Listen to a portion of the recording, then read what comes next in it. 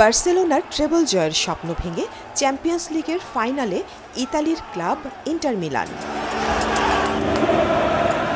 সান সিরোতে কাতালানদের কাঁদিয়ে শ্বাসরুদ্ধকর ইতিহাস গড়া ম্যাচ ৪-৩ গোলে জিতেছে মিলান। ১৯৫৫ সালে শুরু হওয়া চ্যাম্পিয়ন্স লিগের ৭০ বছর পূর্ণ হল। এই ৭০ বছরে শ্বাসরুদ্ধকর ম্যাচের পাশাপাশি বহু নাটকীয়তা দেখেছে ফুটবল প্রেমীরা। তবে সান সিরোতে ইন্টার মিলান ও বার্সেলোনা করল এক বিরল রেকর্ড। ৭০ বছরের এই প্রতিযোগিতায় সেমিফাইনালে সবচেয়ে বেশি গোলের রেকর্ড।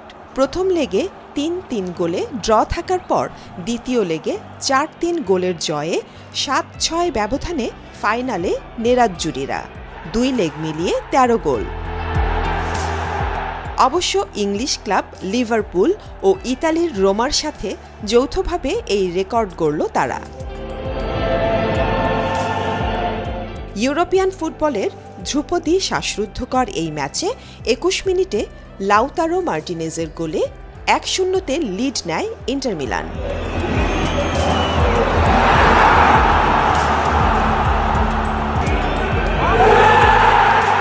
প্রথমার্ধের শেষ দিকে পেনাল্টি থেকে গোল করে ব্যবধান ২-০ করেন কালহানোগ্লু।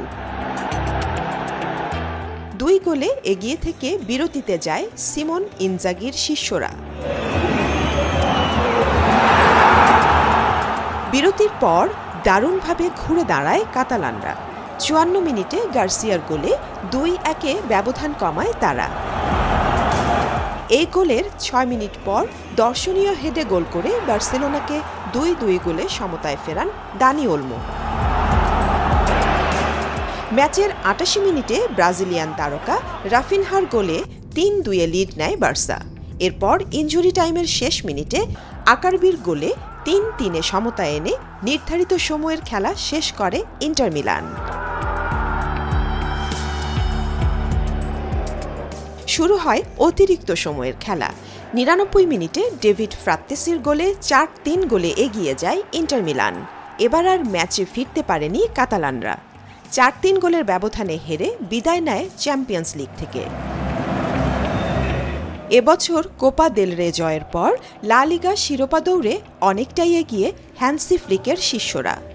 কিন্তু চ্যাম্পিয়ন্স লিগের সেমিফাইনাল থেকে বিদায় নেয় ট্রেবল জয়ের স্বপ্ন ভেঙে চুরমার স্প্যানিশ ক্লাব বার্সেলোনার।